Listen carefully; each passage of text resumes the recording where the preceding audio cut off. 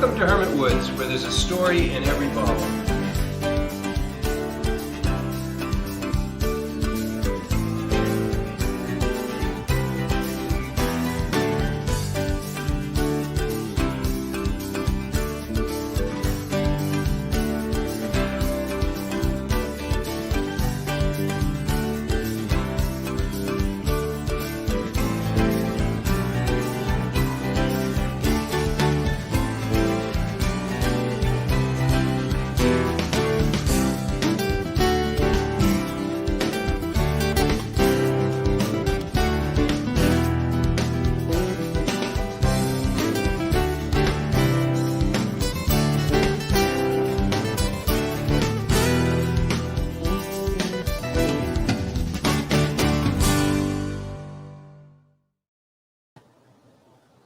Hello, it's another Monday and we are live here with the Hermit Woods crew. We got everybody today. We got Chuck and Ken, and we have a guest with us today. We're really excited to introduce you to Jonathan Lorentz, who's really going to turn the music on here at Hermit Woods. And we're going to talk all about that and fill you in on the music side.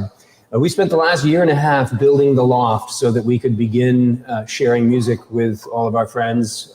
What better combination? We got music, wine, and food, and it all comes together now with the Loft and friends. Yeah. So welcome. Thank you for joining us for another Monday Live with the Hermits. And a couple housekeeping items. If you're coming online for the first time, joining us for the first time, we'd love it if you'd let us know you're here. Make a comment, like our page, share it with your friends if you think your friends would enjoy this conversation or the topics that we talk about on Monday nights. You can also subscribe to our Facebook channel, and you can subscribe to our YouTube channel. This goes live to YouTube and Facebook simultaneously. So help us spread the word and like our page and like our channel and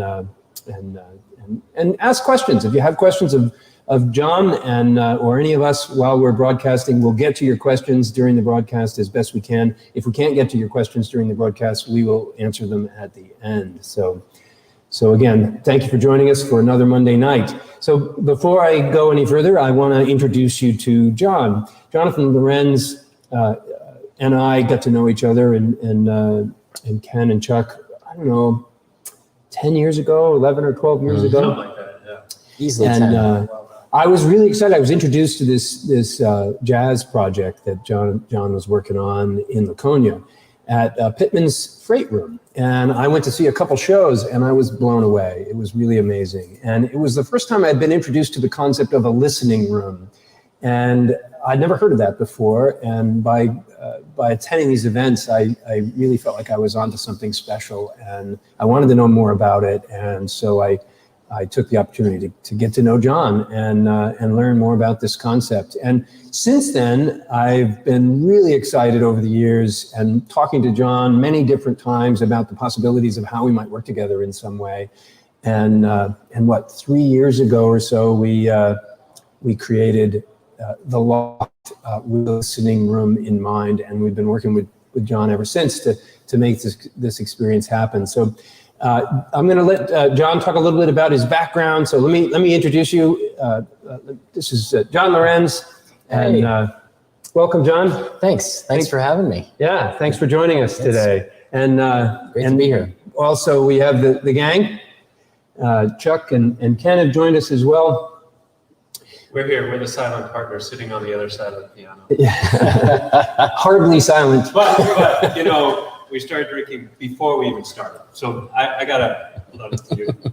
Perfect, John. You know, normally we have all this conversation about what's going on, all this stuff, and Chuck and I are like, are we gonna open up the wine yet? Are we gonna pour some wine, Bob? What's happening here? So we started off with some beers with John today, and all is good. This is a very exciting moment for all of us to be here around this piano in this space. Yeah. Do we have one more introduction here? I mean, there's a big black thing in the middle of the room that deserves recognition, I think, right? It does. It absolutely does. This is a pretty cool thing. This is a miraculous, beautiful, unique. I don't have enough adjectives to really say how marvelous this piano is, this instrument. It will speak for itself, I think, over time. But I think in short, this is you're looking at a classic instrument that you just don't get to play these very often, especially for people in public spaces. So it's really exciting to. I remember when we were first sort of conceptualizing this loft and the music and equipment downstairs. We were sitting downstairs talking, and one of the things you mentioned from the very beginning was, if you guys want to really do serious music, a serious listening room that speaks quality, you got to buy a real piano, a good piano. And that will tell all of your comrades, all of the musicians out there that love to make music, they'll be like, okay, that's all I need to know. Right. And what's really interesting about it is, of course, through your families, through your friends, a lot of people have pianos in their houses, or folks are giving them away sometimes. There are a lot of instruments out there. A lot of those don't have the craft that goes into this Yamaha C3 grand piano. It's not the same. Well, it'd be like making wine with not the right gear, or even the right fruit. Or even the right fruit. Yeah, yeah. So it does speak a lot of positive vibes out to musicians to have an instrument like this and be able to say, hey, when you come in, this is what you're playing, and it feels great, it plays great, it's tuned regularly, Yeah. There's even a device in here. I came up after it was delivered, and I came in to see it, and it's plugged into the wall. Yeah, humidifier. This is electronic. good. You mean by an electronic? It's the first piano that I've ever seen that you have to water. Yeah. It has On a a regular whole basis. humidifier, dehumidifier in the same device inside there. Right. That's to help keep it in tune, right? And to protect the soundboard from warping, or as you know, with any wood product, if there's too much humidity or too little, you're going to see the wood ebb and flow in ways that you don't want it to. And this soundboard is pretty much everything in terms of how the instrument's going to resonate. And so it's really about protecting the wood. Yeah. And it's a breathing instrument, which is kind of cool. It's, It's alive. Now, it's a little old, isn't it, though? I mean, it's like a 95. Does that make a big difference, feeling a little geriatric on the keys? And 91, actually. It's a 91. I thought it was in early 90s, yeah. Yeah, and now the newer ones, they sound much younger and more alive, or is there some sort of maturity that one gets with a seasoned piano? There is maturity, but there's also standards of build that are going to change over the generations. This model piano built 20 years later, they might use a different clutch system somewhere, or a different tuning peg system or something. So there's this. I think it's the same thing with cars. I think if you get a certain Chevy from a certain year or what have you, people are saying, "Oh, that's when it really." Well, it's like that with I suppose. Yeah. That's really. So this is a. It's an instrument that definitely holds its capabilities and its value. There are some instruments that go back a couple hundred years that still play beautifully. Stradivarius. The violins. The violins, the wood instruments, and this is wood. It's got that core part to it. So does it develop with age a richer sound or a different tone or character, like an 1800 Stradivarius would? Is that? Yeah, I think it happen with does. pianos? I think it absolutely does. As it settles, over time, there are parts that get replaced, but they get replaced with very similar mechanical parts that really fit the bill, so that it doesn't really change the sound. It probably would be more appropriate to say not necessarily richer, but it develops its own personality, its own sound that is sort of specific to this instrument, and doesn't necessarily mean better or worse. It just means that it's got its own character that comes from not only its manufacturer but its age. Yeah. As opposed to like an electronic keyboard. Right, which is fixed. It's digital. Right. Sound or something, right? I mean, Yeah. This is acoustic, and so that is more of a live form. Oh yeah. Yeah. Yeah. All musical. So Raw, unfiltered, we could say. it's something to appreciate in this day and age. And I have the digital keyboards at home. You know, a lot of musicians do. Yeah, you make some great sounds. I have, you know, I think they're 12 pounds each or something. They're these. You can code personality into a digital. Yeah, that's right. That's right. So you know, that's the reality of it. So this should be C3PO. Oh, no, like going down. C3 piano. So before we go anymore, that's it's great talking about the piano, but I want to talk about John for a second. Okay, Yeah. Sorry. Oh, This is an interview of John, right? Yeah. Right. That's right. What are we talking about the stupid piano So for? before I talk about John, Jesus. before I talk about John, Ken pointed out that we're all enjoying some beverages here, and I would hate to miss the opportunity to throw some love to some of the other craft beverage producers in the Lakes region. yeah. So what are you drinking there, Ken? Twin Barns. Twin Barns. Pilsen. Belknap Pills. Nice. Twin Barns, if you didn't know, is just a mile up the road. If you come see us, you'd be remiss if you didn't stop in and see them on your way to or from. Great group of people and making some great beer. What are you drinking, Chuck? The one, the only, and my favorite in the whole world, out of the can, Hermit Woods Dolgo. Sparkling heirloom crabapple wine in a can. Drinking it out of the can. This can looks like it's a little worse for the wear and tear. Still tastes great. And I'm going to be drinking a Safe Space from Concord Craft. Also another really excellent brewery here in New Hampshire. We've been carrying Concord Craft's brewery for years. And this is a classic IPA. So what are you drinking, John? I quit drinking right before the podcast tonight. But then I started again during the podcast. When I brought out a Safe Space? I'm having a safe space. When he yes. offered a free beer, it's like, oh yeah, I'm back in. I remember that. That's Free beer. That's different. Excellent. All right, now we're getting this. okay. So let's We talk. covered the piano and the beer. Now we can talk. So John, Yes. your music history goes back a long time. Take us back to early days. When did you first really determine that you were going to be a musician? Or Yeah. did that happen all at once, or does that evolve over many years? I can answer that. When he was about 3, his mom said, "John, stop making that noise." He was making all sorts of crazy patterns. I think that's pretty close. That's Did you pretty guys know close. each other then? No. But Pretty cool. there's a lot of stories like that exactly out there. So yeah. No, for me, I started. I'm a Vermonter originally, and I was taking piano lessons as a youngster on a old console piano that really had this dark, foreboding sound to it. This big dark wood thing that. It was an upright. It was an upright, yes. That's the word I'm looking for. Thank you. The technical word. He's good with the technical words. Yeah.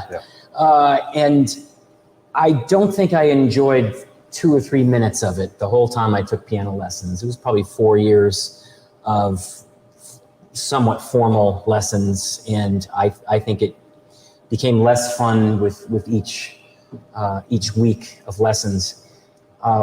Sometime around 5th grade, 6th grade, I caught wind of the fact that my dad was a saxophonist back in the day. And so I found pictures and the family albums, and then he even had some records that he had made on RCA. I think it was RCA. It's one of the On New him York. playing? Yes, rock and roll, This kind is a of musician's family. surf rock, growling sax, that kind of thing. Real legit rock and roll. I don't know if you know, like the Routers, or I'm going to say the Wailers, not the Bob Marley band, but there was another rock and roll band called the Wailers. It was kind of in that vein. So when I saw that whole thing and then found we had saxophones in our attic that had been collecting dust for no 25 years or something. Do you still have any of those? I play my dad's tenor sax to this Do you day. really? Oh, Yes. yes. I've seen you. Heard Yep. you play Yep. the tenor sax, which has just got this awesome sound. Yeah. That's your dad's instrument? That's his. Yep. Wow. Yep. I was lucky to have that in the attic, and he taught me how to play for I think it was a few weeks before he was fed up with how Okay, you're never gonna play. yeah, it was kind of like Yeah, there's no hope. so he passed on a couple of years ago, but he was a musician turned attorney, and in his lawyer years, things are all about they're just a little bit regimented, and you double you cross your T's and you dot your I's and all that. Make a little more money. You make a heck of a lot more money. So when he was teaching me saxophone, he's like, wow, this is not, I think it was frustrating for him. It was frustrating for me. So that didn't go very, very far, but I kept playing. And he said, you know what? Because I think I asked him, can you teach me how to play? The song was Yakety Yak. Is this like junior high? Or this was actually sixth grade. School? This was sixth grade. Wow. We had a K through 6. So this is the end of that long thing before going to 7 through 12, which was no man's land. Yeah. And I asked him to help me play this song, Yakety Yak. And he said, you know what? I'll be real with you. You need to just figure it out yourself if you're going to do this. There's the record, and it was a 45, right? There's the record. You're not going to get it on the first try. You're not going to get it on the 10th try. You need to do this all week for several weeks and do it that way. And so I was, I don't even think I had the adapter. So the 45 was,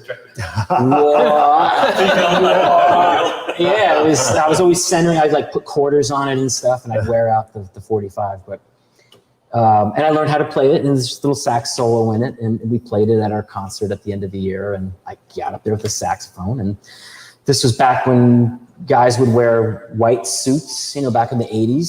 So you were up on stage. I was up on sixth grade, stage playing your dad's saxophone in a white song suit with sunglasses on, playing. It was alto. It was his alto at the time. I later played tenor, but yeah, that was kind of the first. And at that point, I'm like, oh, I'm gonna be a musician. At that point, I knew like, oh, I'm just gonna do this. So Once you got on stage. Once I got on stage. Once I got on stage, and there's some birth order stuff going in here with this. I don't want to get into the whole psychology of it, but I'm a middle child, and Oh, yeah. the older brother was doing far better in school than I was, and so this was so you could shine. This is a way and just have my own personality. Hey, I'm here too. Yes. I'm on stage. Yeah. And then, a few months into it, then my mom's saying, hey, what's all that racket? Because I'm playing a lot in the saxophone. It's loud when you're a beginner. It's pretty loud when you're an intermediate. And then you go and perform as a professional, and it's loud then too. My younger brother, Just generally loud. brother picked up the trumpet Yeah. in 6th grade. Yeah. And we shared a room at home, and he used to practice all the time. And he's a professional trumpet player, plays for the Buffalo Symphony, he's been with Cleveland Orchestra, and he's been all over. But the starting part, those first 5-10 years, it's pretty rough. It's a loud, when you're blowing through brass, it's loud. And loud noise. that trumpet exercise where the valves are open and you're trying to get 7 or 8 notes out of one. Yeah, oh yeah. So you're lipping it all. Oh yeah. Oh, I've heard this. He's got this. Then you put one valve down. And that's on a good day. He's missing every other note. And Oh, God. well, so it Part of probably the family then. Part of the family. probably made your brotherhood. You I guys moved into were. a new room, actually. Oh, you moved out. Yeah. Nice. They had to Still buy, didn't actually, actually help that much. yeah, actually had to buy a new house, that, like wings on it. Yeah. So that's, I got started in. But you're a multi-dimensional musician. I've seen you swap out all sorts of crazy stuff and make beautiful music out of it. So how did this, so you started with piano and then went sax. Right. How did it work, carry us on? And as soon as I quit piano lessons and started playing sax, and my lessons with my dad lasted about a month before he also gave up on me. No, not really, but it was clear I would be better off just doing it of my own agency, volition, motivation. And I started playing piano at that point just for fun, just for. Like, oh, it's so Hear the great. sound. It's just so great when nobody's telling me to do it. Yeah. So you played for fun. For fun. You found out, oh, now music is something I can play with. It's Right. not other people have You were doing- toys or bicycles, and you found, oh, making sound is playing. Right. And so much of music education puts you in that zone where you're I don't want to say paint by numbers, but do this exercise, come back next week, then do the next exercise. And once you get that down, come back next week and do the next exercise. I have an analogy. I was in my probably around the 6th grade, somewhere around there, and I wanted to play the violin. My family used to go to a lot of bluegrass festivals. That's like the worst interest. And I wanted to play bluegrass. I grew up going to visit as a young child. I went to a lot of bluegrass festivals, and I really dug watching those fiddle players get up on stage and jam. Oh yeah. And so my parents said, okay, great, we'll get you a violin, we'll get you lessons. And they took me to school and they signed me up for violin lessons, and I was playing Beethoven. And I'm like, no, you don't understand. I don't want to play classical violin. No, you don't understand. You're going to play classical violin. That's where you start. That's where you play. And for 2 years, 3 years, I took lessons playing classical. And I gave up the instrument. Did you ever get to do bluegrass? I never got to do bluegrass. The teacher in the school would never teach it. The only way I was ever going to be able to do it is if we found a private teacher, and my parents, there really wasn't that many options for private teachers around playing bluegrass in Rhode Island. So it was the end of my career as a musician. I think probably best for all the people in my life that it was that way, because I don't know that I was ever naturally a musician, but who knows? I don't know. I mean, I guess there certainly are some natural tendencies to being musical, but I think so much of it is, if you really love it, you're going to put in the work, the 10,000 hours or what have you. But isn't there a feedback too? Do you have perfect pitch? Oh, heck no. You don't. No. Because it seems like there are a number of musicians that do. They can. I think they're unicorns. I really do.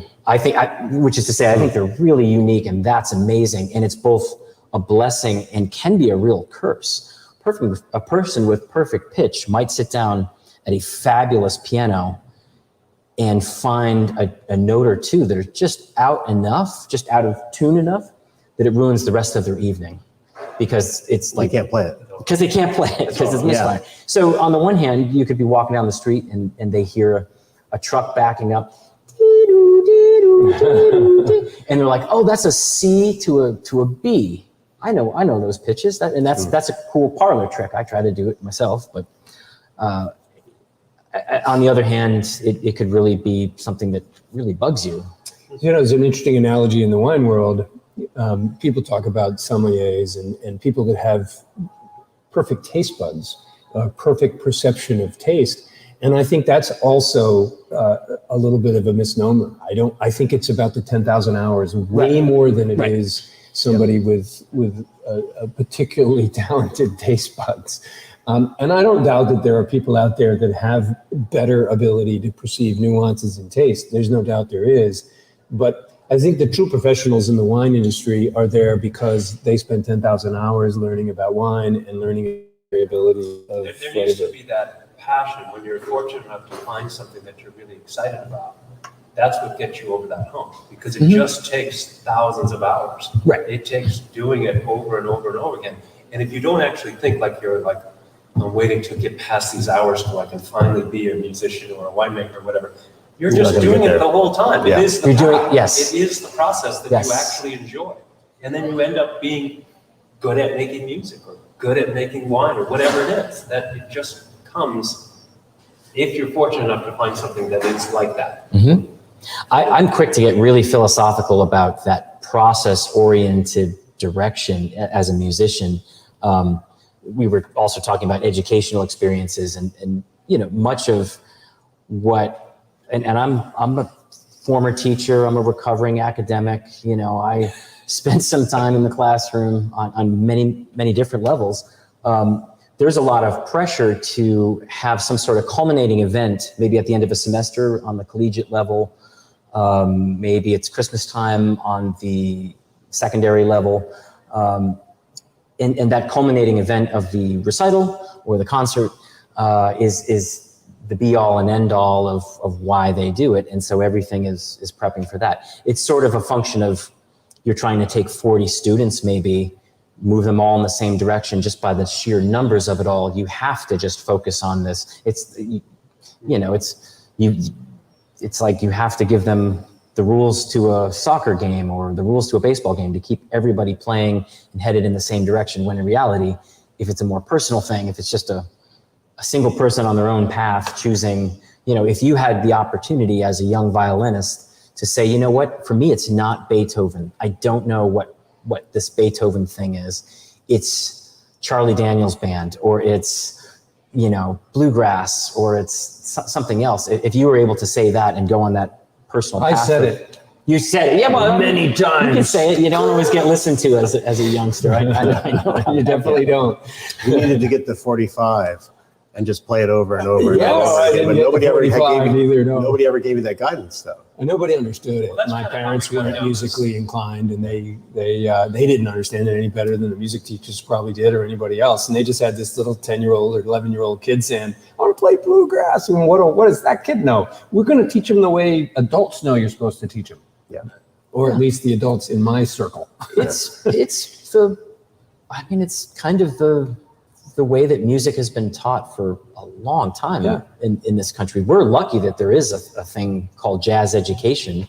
I mean, for me, that was night and day to be able to, through high school, I had some great band directors that were also part-time jazz musicians that could teach me, I dropped out of physics. So I remember my senior year and had 2 open periods at the end of the day where I could just hang out in the band room. And if I could pull the band director aside and we could go through some tunes together, and I would mess him up the whole time, and he'd be like, let's do it again. That's amazing. That's the kind of thing that is out there. And some schools have contemporary rock and hip hop, maybe not hip hop, but R&B. Very few schools, like Berkeley is certainly one. NYU goes in that direction a little bit, but you could count them on one hand how many schools are willing to go into the 50s and into the 60s and maybe even into the 80s, with what they're going to teach. And that's the thing that probably would speak to a lot of students really well, because it's the music that they're growing up on. Well, I left high school and went into college, and one of my favorite opportunities was getting an a cappella group up and running. And a friend of mine and myself, we teamed up to start this a cappella group. What was great about it is that we could choose the music and make our own arrangements of it, and There were no rules. There were no rules. Except the ones you set. And if it didn't sound good, it was our fault. Right. It was completely our fault. Ownership, right? And it didn't sound good all the time, almost all the time. But those few times, That's because of what you weren't trying. it wasn't because we weren't trying, but it was You had just something to work on. we figured out how to do that and make that thing really sing, so to speak. Let me pause there for a minute and let's check in with our audience. Oh, great. And then I want to talk a little bit more about that college experience and really where you went from there. Sure. So, we have some people joining us. Gary's joined us. Hi, Gary. Glad you could be with us again today. Janice has joined us, and Mary Ann. And good, Greg showed up. So great to see you, Greg. Sorry, we're not talking as much wine. We're talking music today. Lots of variation. Wine is liquid music. Well, there you go. Well, and there's lots of analogies clearly between. Yes. So We'll keep those flowing too. yeah, and again, if anybody out there has questions of John or of the group, please let us know. We'll try our best to get to your questions. So John, I'm curious. So you got into college, and when you left high school, and you were pursuing college, did you know at that point you were going to be a musician, or did you imagine maybe something else and musician was sort of going to be a part-time thing, or where were you at? I was certainly pursuing music. I hoped upon hope to be a musician, and Already coming out of high school. oh yeah, fortunately you could apply to colleges that had music degrees, and there was nothing else that I wanted to do. So this was your dad suggesting, well, maybe as a backup, you might get into a school that has a law program or something? I've been asked that question before. There was never any pressure to do the law or to do. Good. That's what happened to my brother too. He was totally enamored with music and loved music, and he went to school for music. Yeah. That's it. There was no about it. That's just your passion. Yeah, I certainly was. More wine. So is this for Greg Farley? You just want to make sure that we had enough. Oh, wine the petite there? blue in the can. And Wow. Yeah. So for me, it was all about applying and. It sounds really good in here when you good open pitch. it. Is that perfect pitch? It was perfect pitch. I think it was. That was an E flat. E flat. Pitch of blueberries. Don't let the baby disturb you. We're growing blueberries out of some sort of horn label thing. is for the Loft. That's beautiful. Yeah. Of course. Yeah. The trombone, I think. Is that a trombone? That's a sousaphone, it's which a, is it's a it's, sousaphone. Is that from Dr. Seuss? no. Well, you know what? Maybe. Let's just say yes. Let's just say yes. Let's just go with yes. It's a no. Think more John Philip Sousa, a band, John Phillips is it? an American composer. But it's a tuba, but it's obviously designed to wrap around you so that you can what? Walk. Walk with it. Yeah, and shoot blueberries And out of it that's a too. sousaphone. That's a sousaphone. As Yeah. opposed to a tuba. A tuba proper sits on your lap. Yeah, it's And you- curled up in front of you. Right. Okay, It is it's a big, huge, big, and huge thing. you still want to throw tennis The balls in it. sousaphone wraps. The sousaphone wraps around your body, and you're stuck with it. So it's a marching band, like a German sort of the RJ Czech. Yeah, I'm not sure if it actually came from Deutschland or if it came from the States, but it's certainly a marching thing. In New Orleans, it's the bass voice in your marching band. Oh, is it really? It just, they move those things around, making that sound straight Yep. down the road. So we actually, in the United States, the horn instruments were actually invented here? Well, no. The sousaphone, maybe. I would have to Google it, and that would take Yeah. like 10 seconds. I know, I that's don't too have time much. for No, that. I know. Who has time for all that information? But like the saxophone is not, that's Adolf Sax from the 1840s. So Adolf Sax is, of course, German. So We're getting way off topic. are we here. off topic? Again? Really? We have 30 more minutes to find out. The jazz. I do too. This is the American thing. Tune in for episode 2. Yeah. Where were we? Well, there Sorry. could be a few episodes, actually, right? There could be. Starting on Absolutely. This is the beginning of a long-term relationship. Friday. We're going to be starting back. music up here for the public starting this Friday. Is that not correct? Yes, and that's why I want to make sure we have time to talk about these things. So we'll get back to track here. So Okay. We do have questions coming in too, though. Yeah, we do have a couple of questions. By the way, Greg pointed out that he too was not happy with your brother's 5 years of learning how to play the horn. And he was living next door. And he was, He was separated by a bunch of trees and lawn and bushes and windows and and Gary wants to know when you got your first paid gig as a musician. My first paid gig. Yep. Okay. It was actually my senior year of high school. My band director, who also played, he's a trombonist. His name's Bear. He played piano, I was on saxophone, and I had a couple buddies playing bass and drums. We played a party. It was like it was a senior year. Somebody's well, we're all graduating, but and all those cool high schoolers. they were like, we were like, can we play on the deck? And they're like, yeah, that'd be kind of cool. So we played on the deck, and I think we each made $40 or something, which was, about what I make now. So it was a very short trajectory. You go up and then you just Maybe your dad should have mentioned law. Yeah, I know. So you went off to college in whatever year that was. 94. 94, and you pursued a music program? Yep. I actually went to Plymouth State, right up the road. Oh. I did a general music degree, which Makes you a general of music? it's me. So we could call you the general now. it's a general. It's it's just general music training, mostly classical training. Yeah. Beethoven and all that. Beethoven, Yeah. yep. Yeah, were you starting to do side gigs with groups already? Immediately, At that time? immediately. As soon as I landed in Plymouth, I started going to the bars and just sitting in with people and meeting. I met my friend Mike Rossi, who was playing guitar in a band, I think the first week of college. And, you know, I still play with him to this day. He'll be here for a session next week. Oh, nice. Play upstairs. So, Private session for Bob. Yeah. Yes, very nice. So yeah, it was always about doing stuff on the side as well. And, you know, I tended to lean more towards that sort of thing than the classical training. And that's an understatement, I guess. So it led me to wanting to study jazz, contemporary music, more in depth. So flash forward to 99, I went to New York, to NYU, to start graduate school. And that was all. It's like the epicenter. Yeah, it was great. It was great. It was all targeted jazz studies for the next 10 years. And I had my behind handed to me. And that's a nice way to put it. There's many times, especially early on, where, you know, I'm really asking myself, like, am I really cut out to do this? Because this is the caliber. The caliber so high. is just, it's amazing. Yeah. And so if you tread water long enough and you know, learn from those around you and bring yourself up to that work ethic, that level, you can do great and really learn a bunch. And so it was an amazing time.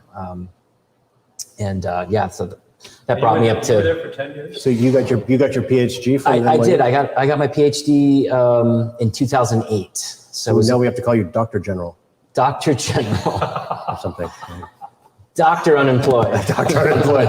What would you like to be referred to as, because you should, like, I call him doctor every once in a while. Oh, then if he's doctor, then just call me John. John? Yeah. No, but I think you worked that hard for so long. I think that it deserves some sort of accolade. Like, I think he's going to call you whatever Sir he John. wants You anyway. call me whatever you want. Dr. Sir General John. Just don't call me late That's for just dinner. the petite blue thinking. Whatever I want. Call me whatever you want. So you That's were fantastic. You were in Manhattan, Yeah. 99 to 08. Except for 1 year. In 2000, I was actually not there in 2001, the year of 9/11. Oh, wow. I had left, I'd finished my master's and I moved up to Vermont and I was teaching elementary school music in 2 different schools. What precipitated that? Why would you leave the city to go to Vermont? I know it's your home state, but you're like, okay, now I'm going to go make some money and No, it was a girlfriend issue. It was a, all right. it was Oh boy. It had to be something out of left field. no, Ken, Sticky wicket. I was actually doing well. I was teaching at NYU at the time. I had a theory gig teaching. Oh, really? I was, you know, teaching on the Upper East Side, like private tutoring private students. And, you know, I was playing in all the rock clubs with this really great creative rock band, 8-piece band. So like CBGBs and Really? You played Mercury. CBGBs? Yeah, back when it was there. Yeah. Wow. Mercury Lounge and the Bitter End and Studio 54. that was I don't know if that was still there. I don't know if, It wasn't a jazz. I don't know if they would have had me. No, they wouldn't. But yeah, no, it was Disco. an ex-girlfriend that she really needed to leave, unfortunately, and that definitely should be the next podcast when I tell that whole story. Yeah, so let's stay on the music trend here. Yeah, I'm glad you asked. The whole trade towers fell down, and then you came back. Yep. Yeah. And started your doctoral studies. As you know, 9/11. So that was the 11th day of my teaching in this elementary school system in central Vermont, Paulet and Danby. Not that you could find them on a map, but if you did, you'd find a lot of marble and a lot of farmlands. Really beautiful area. And it was a secretary. You're past the greenstone core over into the carbonate area. which Yes, is- doctor. Yes. Yes, doctor. And I mind that. I always commented on the carbonate, and people thought I didn't know what I was You talking were right about. there. Right on the Yeah. carbonate. Vermont Yeah. was the first place that I visited that actually, there's a town, Manchester, Vermont, that has their sidewalks paved in marble. That's a great town. Quite amazing. It's a great town. But yes, actually, it was only a couple months into teaching that I realized I was really aching to go back to the city and not be teaching. It just wasn't a great fit. And so I immediately applied for the PhD program. And Back at NYU? Back at NYU. Yeah. So, 9 months later, I'm right back downtown doing my thing again. Like, a kid in a candy store, like, oh, hey, I'm back. Yeah. Look at that. There's a Starbucks. Yeah. Look at that. There's a Starbucks. Look at that. There's a record store next to the Starbucks. But it was, so then the next few years, I was just hitting it as hard as I could as a player and practicing and playing as much as possible. And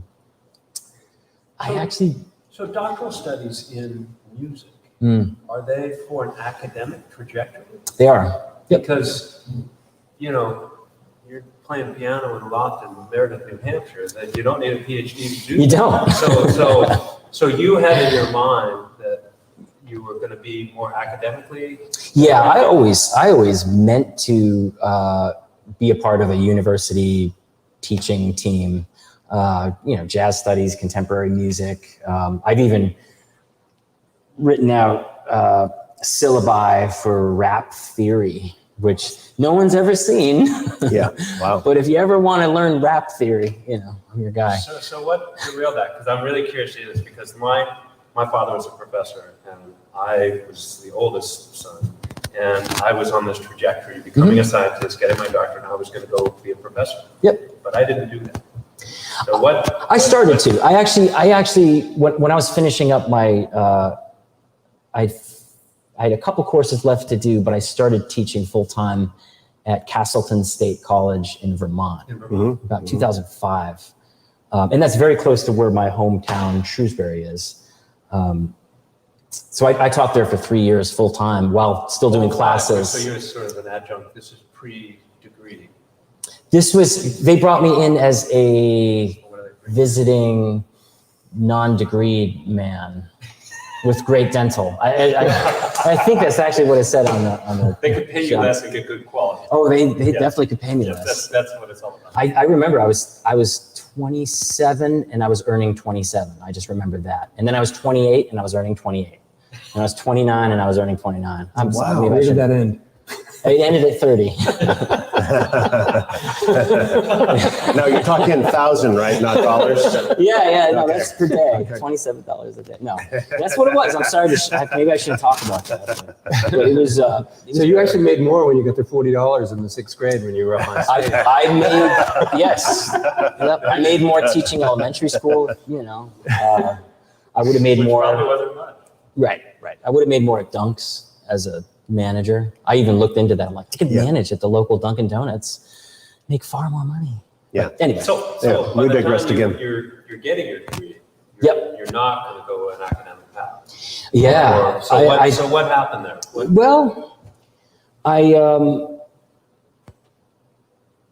think I always kept the door open, and I certainly sent out the feelers to the different programs, but every program just wasn't a great fit for who I was. And a lot of programs, there's a token jazz guy that does his thing, and there's almost no support around it. There's still largely a lot of just classically oriented programs, and that's cool. That's awesome. It's great, but it wasn't a great fit for who I was. I did some odd where, I'd have to play classical saxophone, which is a thing. If you didn't know that was a thing, it's a thing, and it's wild. I would not have known that. It's wild, man. It's very Bach and Beethoven and Mozart. Yep. Did he write for that instrument? Most of those cats had passed on by the time the sax That's what I was was thinking. invented. Those cats are all dead, man. Yeah. 1848. This is Baroque. So let me reel this back in again, because we literally have 15 minutes left. Okay. And I think we have This has been some. a very jazz-like conversation. It has. We've been free form here. Yeah, we have been. We've been What else A is little new? bit of a theme carrying through. It's sort of a quasi-timeline, but we're each coming in with our own perspective. And Yeah. So I'm going to dial us back to try and get us on track here again, because a couple things. Coming back to the theme. A couple things changing the I would pace. like to talk about is, first of all, I'd like to people are seeing you sit in front of a piano now for 45 minutes, and you've only played a couple notes. I know. I think you should play something and keep it brief maybe, but give us something that is meaningful to you on the piano from your experience. You just talked about 20 years of your life, and there must be something in there. Some little ditty that sums all of your last 20 years up in like 14 keystrokes or less. Scales. Yeah. Well, I love that because he discovered at a young age that this is, you can play. Yeah, and hear Right. it Yeah. resonate. So what How about this? Right before I came here, I was in my nice cold basement working on an arrangement for a tune that I'm going to then rehearse with my buddies on next Monday. for our show Monday? For your private show here, after hours, yes. And so I'm practicing it and I'm arranging it, and it's this tune that's in my head while I'm driving here. I'm not listening to that's music. nice. It's just Yeah. so you know, So you wrote this? no, actually I didn't. I Okay. didn't. No, I just arranged it. Just Okay. gave it its own new little spin. It's called Walk Spirit, Talk Spirit by McCoy Tyner, who's a beautiful piano player. I know him as a major contributor to the John Coltrane Quartet. But in his own right, he's a legend. So this is just something I was working on this afternoon. And maybe I'll play a playful version of it.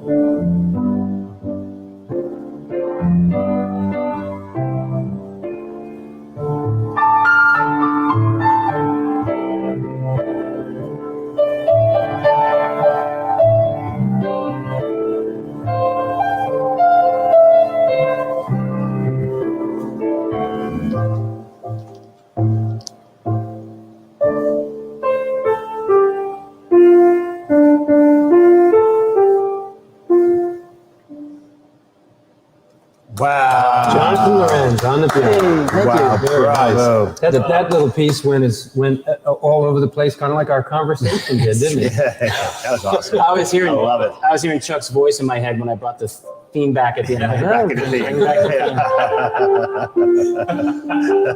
That was cool. That was really beautiful. There was some. Oh, I love it. felt I some love it. sort Yeah. of classical themes going Yes. through that, but Yep. then some real jazz things Yeah. happening in between. It was that was really Thanks. interesting. Well, I have to say, sitting at this piano, feeling the vibrations yeah. just coming right in. I've never sat. Yeah, feeling it just the all of these Like, harmonies are it just was- coming right into my my heart. You know, and it gets really emotional. It's really it's awesome. It's such a great feeling. Then what a great gift. Thank you for that. That Yeah, was sure.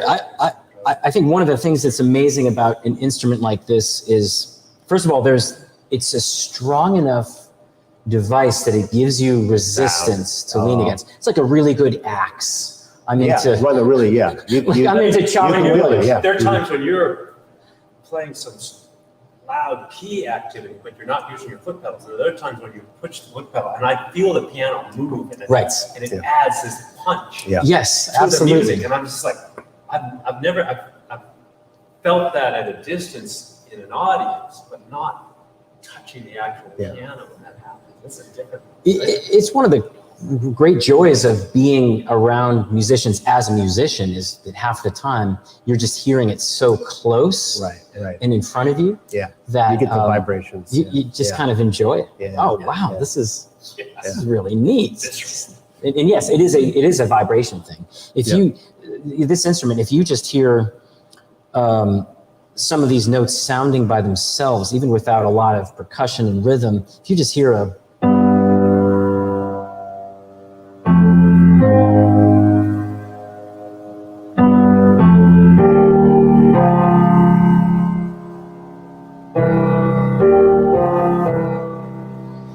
It's amazing. there's Yeah. so much music Yeah, in there's just hearing so these. much there. I get We it. call them yeah. whole notes, right? It's just a long held note. Maybe not those two.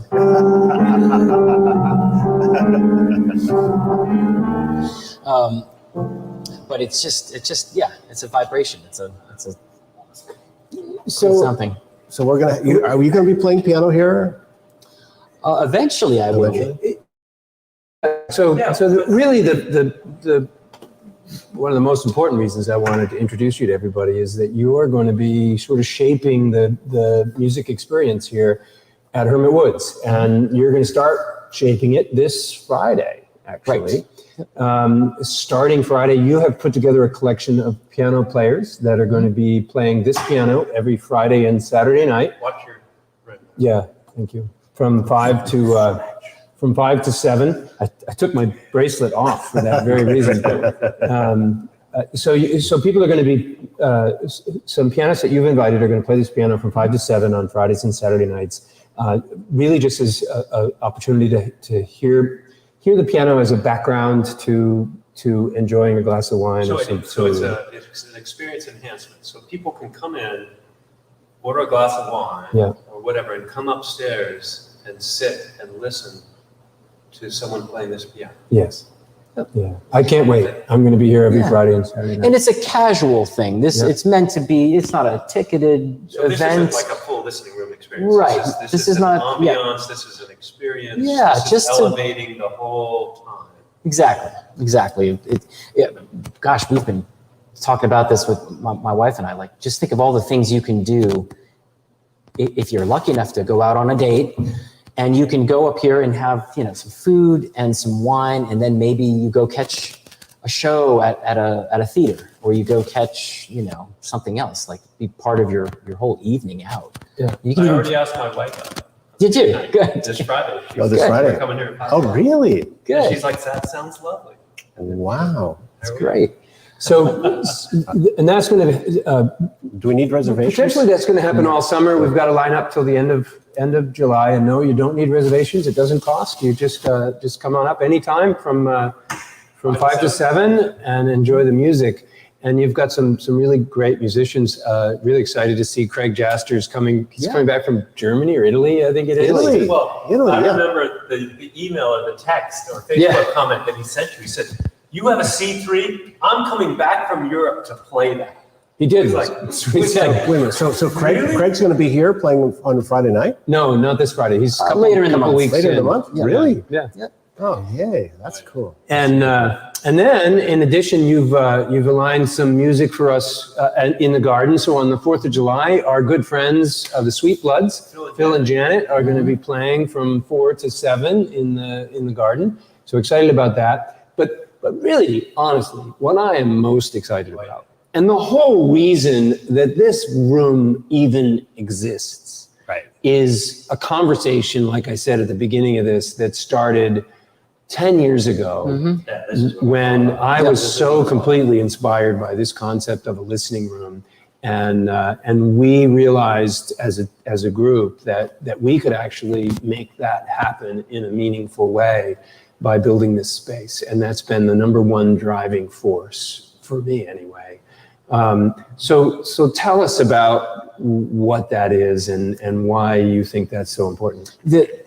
Thank you for that question. The opportunity to talk about the concept of a listening room and to focus the conversation on what that might mean or what that does mean for our community, for us as friends, as artists. It is such a, for me, it's a huge topic. A listening room could probably be quickly described as, if you don't know what one is, you probably haven't been to one before. There are so few listening rooms around anywhere. In fact, when Bob and I were talking a couple years ago now about, how do we develop this upstairs space into a concert scenario, there might even be words that we need to avoid because so few of us have had the listening room experience. That we might say, oh, it's going to be live music, but live music actually means for many folks, it's something in the background. It's just actually a group performing, creating ambiance. Yeah, actually, the piano nights here it's live music. Yeah, it's just casual. It's not anything you. Not recorded. It's not something that you're focused on. The listening room concept, and I'll probably devote all my days to making this sort of thing happen wherever I happen to be. The listening room concept is the music is why you're there. You're there because sure, there's lovely wine, there's great beer, there's great food, and you can do it with people. You can also go by yourself and have a great time, because it is a very personal thing. You're there to take in the music. And what's great about the concept, if the whole room, if all the audience buys into that tenet that we're going to just listen, well, then you can hear a pin drop in the room. Right. You can hear, the difference between somebody rocking away. While people are talking over the top of it, and there's a lot of stuff going. And the difference between that and if the room is completely quiet.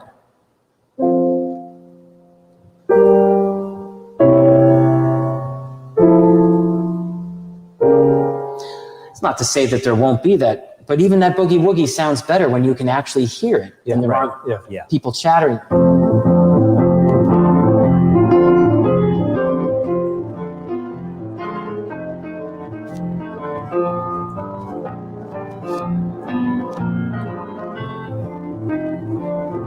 So we've talked about a number of things that we're going to really try to achieve the purity of the listening room. The audience will be asked to be quiet. Right. The opportunity to purchase a beverage or food will discontinue during the period of time that the music is playing. The refrigeration unit that we serve our alcohol out of will be unplugged. Right. So that the Phones will be off. Phones will be off. Filters and sounds, any device in the room that is going to produce a background sound that is not there for the intention of sharing music with us will be turned off for 45 minutes. Yeah. While you enjoy music in its purest form. Right. And it's really a wonderful the experience. I mean, this is why we pursue this. Music is an all-encompassing event if you're open to it. It also fills the background. You can just drink a Petit Bleu out of a can, or you can sit and contemplate that glass on yourself or next to someone, but you can really engage yourself fully into it. And music is that same thing. The listening room is a group experience. Right. So it's a You're all simultaneous paying attention. individual Yeah. experience Yeah. Right. of music that lights your whole brain up, your whole body. That's what's amazing about it when that happens. Right. It's like nothing else. And it's exceptional because I've seen when hosting listening room concerts in the past, I've seen the musicians that come up on stage just shine, because all of a sudden, and they're used to playing loud rooms where it's casual and it's talking and all that stuff. And there are TVs everywhere. You know, my favorite thing is when you play a bar and there's a TV right behind the stage, and it's on while you're playing. Oh. And there's a football game. There's a football game. And actually, this happened to me. The song isn't even over and they're cheering, yeah! Sorry. No, You're playing? this happened to me in New Jersey when I was living in New York. I played a gig in Jersey at a bar with this great jazz quartet. And I was thinking, like, wow, this is really happening gig. This is great. Bunch of people. I didn't really even know at the time. I wasn't aware of the fact There was some Super Bowl on? there was some super duper bowl Sunday, going yeah. on. There was, I don't know. The ultimate audience is frisbee. going wild for me. All of a sudden, halfway through Lauren, the piano player, did his piano solo, and halfway through his solo, there's an eruption of applause. I'm like, wow, they must have loved it. And I looked up and noticed everybody was just, they're looking at the flat screen TVs, and and that's the norm. That's what's usually happening out there. So, Well, there are no screens around here. There- TV here, that's for sure. Yeah. This is focused on that right. experience. And that whole interplay, and I've seen this at the Purple Pit or whatever, where we're going, and it's so intimate. And when there is a solo or a really captivating event that takes place, you can't help but just, Yeah. Get into it. wow, oh my God, it was just great. And Yeah. the musician, correct me if I'm wrong, feels that interplay. And then it's a feedback. It's a positive feedback. Right. Yeah. Absolutely. It's cathartic. Really it absolutely is. You can even hear an audience breathe together at times when things are really quiet. Because let's say it's an unaccompanied solo and something's going on, and you're doing something that's very consistent, and then all of a sudden you hear everybody take a breath. Yeah. And as a musician, I was actually holding my breath there. as a musician, Yeah. you look up. Play something real soon. I can't open it up. As a musician, you look up and you're like, this is really enjoyable. I'm gonna go back and find it. Controlling the breathing of your audience. But it is a communal group experience that, as if you had a couple tables chattering through it, it would sort of dispel the whole magic of what you can create. So the listening room thing is going to take some time to make that happen. Sure. If you do it anywhere. Well, it's When we do it here, it's gonna you have take to some- educate your audience. Yeah. And have that experience take place. Right. Set it up. Right. But by the nature of the listening room experience, because this is potentially a room that artists are going to want to participate in, our hope is that we'll be able to attract artists from far beyond just the borders of New Hampshire. We've got someone coming from Europe to play the C3 already. There you go. Right. But Something like this was something that amazed me. When I would visit when you did a listening room experience at Pittman's, you were bringing in artists from New York City, from other parts of the country, and there were some artists from other parts of the world as well, and partly because artists look to opportunities to play at venues like this because they're so rare. There aren't that many in the world that are like that. Right. And just so the audience knows, this is an open spectrum of music. This isn't piano jazz, Right. 100% all the time. Tell us about that. What will it be? Because we talked about this early on.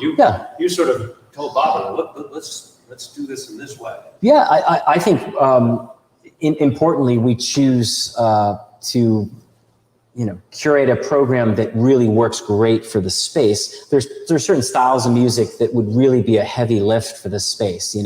Like a good punk show would require a darker floor, a lot of chairs, a lot of mops.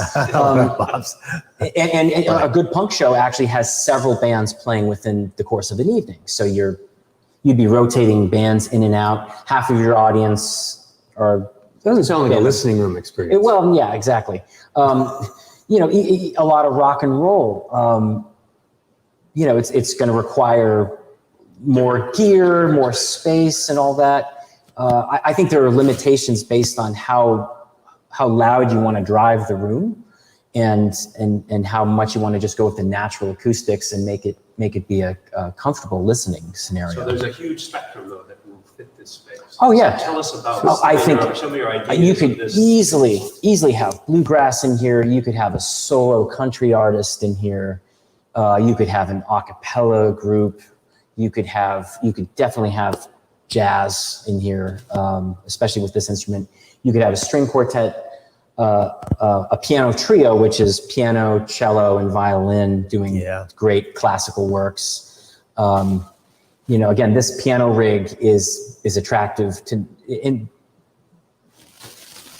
purchased with that in mind, that it's not just attractive to contemporary musicians and rock and rollers and blues and jazz artists, but also to classical artists. They're happy to play a Yamaha.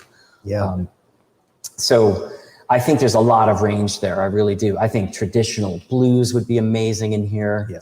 I had an experience. Ballroom Thieves are a group that I follow. They play some really indie rock kind of folk singer-songwriter kind of music, and a beautiful sound comes from this band. And they do have some rockin' tunes for sure, but they have some really intricate stuff that they play as well. And I went to see them at a venue that was showcasing them as they would a rock band. And the audience was all gathered around and loud, and the bar was right there, and it was loud at the bar, and they cranked their instruments as loud as they could, and you still couldn't hear the nuance when they went down low. Right. And I was so disappointed. It's one of my favorite bands, and it was one of the most disappointing opportunities to see them, because I couldn't hear the band. All I could hear is this buzz in my ear of all the people screaming around me, and not the beautiful, beautiful music that this band was creating. And it was frustrating, and it just really drives the point home of the listening room experience. Yeah, I'm glad you mentioned that, because there are a lot of creative bands out there that would fit the indie rock circuit that would absolutely do well in a place where they could play to listeners. They can be more thoughtful about the entire production. I have to say, I'm also thinking of, there are a lot of things that in my mind, like, geez, I hope we don't do this. Like, I hope we don't do maybe tribute acts, or I hope. You hope. You are the curator. Well, you know what I mean. The music venue. I have a bee in my bonnet. Tribute acts? I'm not really. That's not my thing. That's not my thing. I have a bee in my bonnet. The Led Zeppelin band will never play here. Well, maybe the Led Zeppelin band will play here. Led Zeppelin is a female tribute band to Led Zeppelin. No, which I'm sure they're awesome. But this isn't that big of a space. It's not. This isn't a concert hall. Right. This is a intimate space. Right. I think you could put an amazing R&B band in here that can really play a small. Not that this is a tiny room, but it's intimate, pretty small. Every seat is great. Pretty small. Yeah. I think solo stuff too. There's solo stuff, absolutely. Solo. Mm-hmm. Yeah, our vocalist. Yeah. Both the group, small ensembles and stuff, you can sort of connect with individual musicians. But when you have the solo event, it's really a deeper sort of relationship with the individual hi-fi. Yeah, It's a single thing, and that's really special. And they've put themselves out there. Yeah, I mean, this space I think would be incredible. I for solo. think it'd be perfect. Whether it's a singer, pianist. So I do need we need to bring this to an end. So I hate to cut you off, but we're at 6:40. Can we talk about 7/7 a little bit? We really can't. We No, don't we have cannot. time. If you haven't seen 7/7, you should see them. That's this is as much as we can share. John's a member of that band, but and hopefully you will get to see them play here. Yeah. But I want to leave everybody with, we talked all about this great stuff. When's it going to happen, and when can people, participate? And the first thing I want to say is there's still some things we have to do. We're putting a backdrop curtain in. We're putting some window shades in. We have an entire lighting system that needs to be installed so that we can have some stage light. We have an additional speaker. We want to do a bass speaker. We have some technology, some equipment that we need to put in place, but that can probably happen in the next 4 to 6 weeks, 8 weeks, and I expect sometime after that we're gonna begin putting a program together. Do you have an idea about in your head where if we can make these technology things happen? When do you think you would imagine trying to get this thing started? September? September. I think that's a great goal. That's a great goal. Yeah, I like it. So the first listening room experience at Hermit Woods will be, let's just say it, will be early fall. September? It's early fall? September. Let's shoot for early fall. Do we pick a year yet? This year. Oh, wow. You're getting specific now. Yeah. I thought geologists thought all the time, but this was different. Yeah. We've been on a long enough time frame. This project started, I think so. 3 years ago. We Sure. started. I remember when the winery was at your house, you drove up in your car and you were talking about putting on a performance in the field. We were going to do a jazz Festival. a jazz You were gonna do a festival jazz festival. up on the hillside. Oh, yeah. That'd still be an That's awesome the thing. first time I met Yeah. you. We were That's a talking great to you. feel. Yeah. Yeah. So, You're drinking beer. Yeah. so to recap, Yes. Friday and Saturday night, join us here for piano, live piano. Every Friday and Saturday? or Every just Friday and Saturday. Hope as until far as we September, and know, then it until stops in September? No, it doesn't. Who knows? It goes Could on go forever. on forever. Who knows? It's Until they run out of notes, I think. or until Well, does nobody this wants piano to. have a just limited amount of notes? It can, Yeah, I think after 88 40 years, you gotta- 40,000 miles, and then Yeah, it just stops done. playing. It's So just that Friday time. and Saturday night, you should join us for piano. You can join us on the garden on 4th of July for the Sweet Bloods, and stay tuned because John is going to put together a hell of a lineup of artists starting sometime in the early fall, September. I'm still thinking for Thursday nights. our first Listening room. Thursday nights. Yeah. Yeah. Thursday night. It'll be a ticketed event. You will need to purchase tickets for it. And there will be rules associated Rules to with a listen by. listening room, rules to listen by. So Certain policies. yes. So and But consequences. well worth it. You have not experienced it listening. Right. Is it true we have consequences too? So there's a little something, You're the somebody gets if they're talking during the show? Like a cattle prod kind of thing, a little mean- shock, a little. okay. So All right. thank you everybody for joining us for this another episode on Monday night. Thank you, John, for Thanks for having us. joining us. We're going to have you back when we get Thank you, closer to putting on our first live show. We'll have you back and we'll talk about that Yes. in more detail, and we'll go all over the place again, I'm sure. And we'll look forward to next Monday. Who knows what we're going to do next Monday? Hopefully somebody does. There's something. Oh, it's Cody. That's right. Cody, yeah, Oh, there's something excellent. on the list next So Monday. Cody is our assistant winemaker. He's new. He just joined us about 2-3 weeks ago. We're really excited to introduce you to him. And so next Monday, join us. We'll probably be in the cellar for that conversation. And you'll get to meet our new assistant winemaker who spent his last couple of years working in Napa for one of the premium wineries in the world. So it'll be a great show. So thank you everybody again. And we're going to say good night and Drink Petit Blue. have a